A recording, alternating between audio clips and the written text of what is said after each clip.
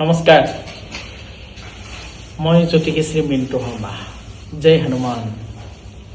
আমাৰ মানুহৰ জীৱনত বেছিভাগ সমস্যা পইচা পাতিক লৈ আৰু আমাৰ গাঁৱে প্ৰায়ভাগ মানুহৰ জীৱনত খুব অভাৱ থাকে কিছুমান মানুহৰ, আৰু অভাৱেই কিন্তু আমাৰ জীৱনৰ সংসাৰৰ যিটো কাজিয়া বিবাদ, ঘৰুৱাভাৱে অশান্তি, ল'ৰা ছোৱালী মানুহ নোহোৱা, সৰু সৰু কথাত খেলি মেলি, সেইটো কিন্তু অভাৱৰ কাৰণেই কিন্তু সৃষ্টিটো হয়। এনেকুৱা নহয় যে আমি জানি বুজি কাজিয়া কৰোঁ বা নিজৰ মানুহৰ মাজত মিল নহয়।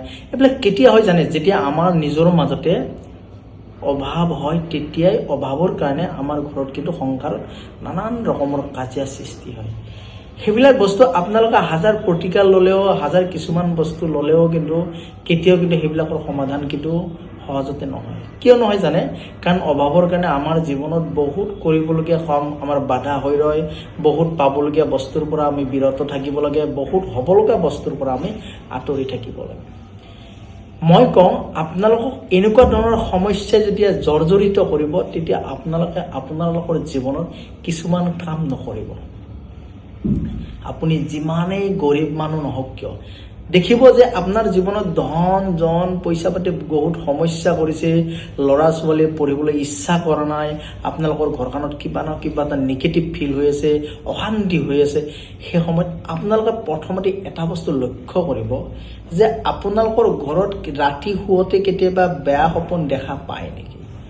দেখিব, যদি আপোনালোকৰ এই সমস্যাবোৰ চলি থকাতে প্ৰায় ৰাতি সঘনাই আপোনালোকৰ ঘৰত আপোনালোকে বেয়া সপোন দেখিবলৈ পায়, তেতিয়াহ'লে মনত ৰাখিব আপোনালোকৰ ঘৰৰ কিছুমান ক্ষেত্ৰত বাস্তৱ প্ৰব্লেম হৈ আছে, কিছুমান ক্ষেত্ৰত কেইটামান পজিশ্যন নিগেটিভ হৈ আছে, কিছুমান জেগাই অকণমান অশান্তি কৰি আছে।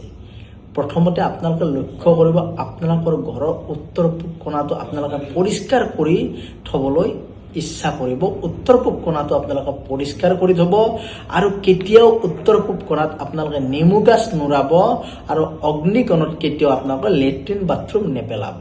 উত্তৰ পূবতো নেপেলাব, অগ্নিকোণতো নেপেলাব। অট'মেটিক দেখিব, এইবিলাক যদি চিষ্টেম আপোনালোকে মানিবলৈ ধৰে, তেতিয়া আমাৰ জীৱনত অট'মেটিক গ্ৰ'থ হ'ব, অট'মেটিক পজিটিভ হ'ব। ৰাতি কেতিয়াও ভাত পানী খাই আপোনালোকে বাঢ়ি বাচন নিজৰ ঘৰত থৈ নিদিব।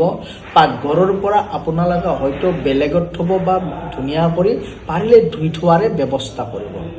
কেতিয়াও পঢ়া ডাইনিঙত বহি আপোনালোকে কেতিয়াও ভাত বা অন্নজাতীয় বস্তু আপোনালোকে নাখাব, বা আপোনালোকে নিজৰ বিচনাৰ ওপৰত বহি কেতিয়াও ভাত নাখাব। লগতে পাৰিলে কি কৰিব জানে? যদি কেতিয়াবা মাহত পূৰ্ণিমা, অমাৱস্যা, একাদশীত আপোনালোকৰ ঘৰত আপোনালোকে সদায় মনত ৰাখিব, গংগাৰ পানী ছিটাব। নহ'লে কি কৰিব জানেনে? যদি পাৰে সোণা ৰূপাৰ পানী, আমাৰ দিনৰ আগৰ মানুহবিলাকে সোণা ৰূপাৰ পানী প্ৰায়ে ছটিয়াইছিল ঘৰত, আৰু পূৰ্ণিমা, একাদশী, অমাৱস্যাই ছটিয়াব।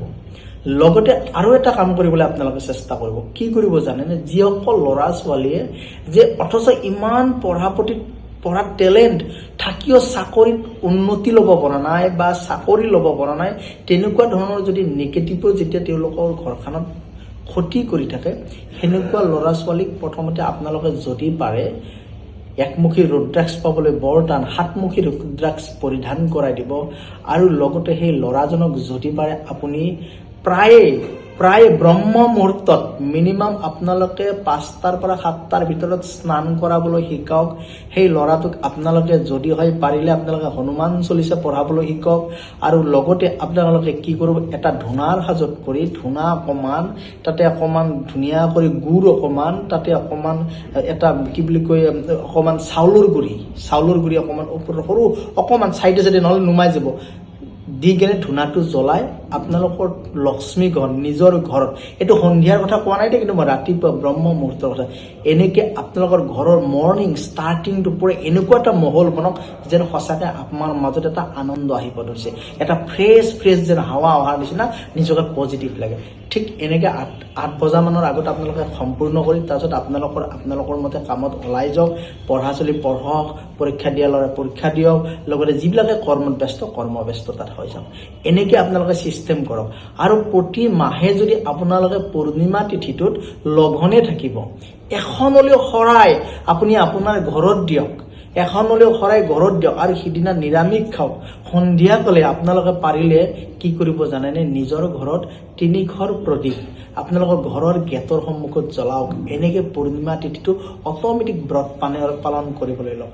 আৰু যদি অতিষ্ঠ হয়, যদি মানুহবিলাকৰ তাতো যদি শান্তি নালাগে, তেতিয়াহ'লে আপোনালোকে যিজনে গুৰুৰ দ্বাৰা দীক্ষিত হয় মন্ত্ৰ জপিবলৈ আৰম্ভ কৰক। যেনেকুৱা ধৰণৰ যদি ধুনীয়া যদি আপোনাৰ ৰুদ্ৰাক্ষৰ মালা লৈ ওম হাং হনুমতেই নমঃ, ওম শিৱায় নমঃ, যেনেকুৱা ধৰণৰ এজন গুৰুৰ পৰা দীক্ষিত হয় আপোনালোকে মন্ত্ৰ জপ কৰিবলৈ শিকাওক।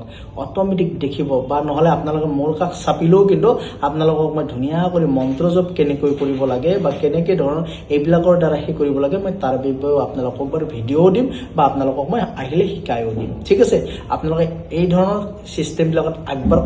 দেখিব ঘৰখনত অতিপাত লাহে লাহে সুখ শান্তি সমৃদ্ধি আহিব আৰু লগতে কৰ্মস্থানবোৰ পজিটিভ হ'ব।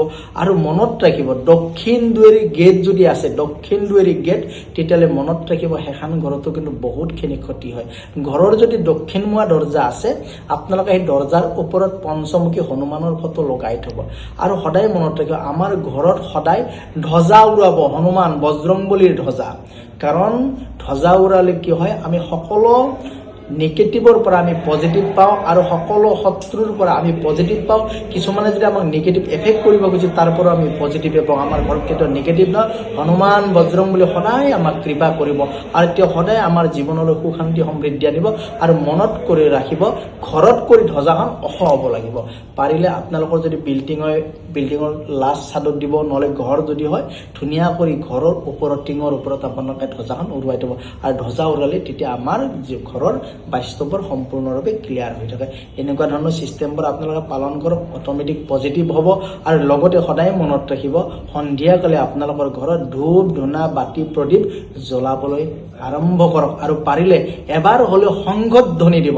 কাৰণ সংঘত ধ্বনি দিলে কি হয় জানে, আমাৰ ঘৰৰ অট'মেটিক পজিটিভ আহে আৰু লগতে নিগেটিভবোৰ আঁতৰি যায়। নমস্কাৰ, আজিৰ কাৰণে এইটো ভিডিঅ' ইমানতে থ'লো। আগলৈ মই আৰু দি থাকিম আপোনালোকক। নমস্কাৰ।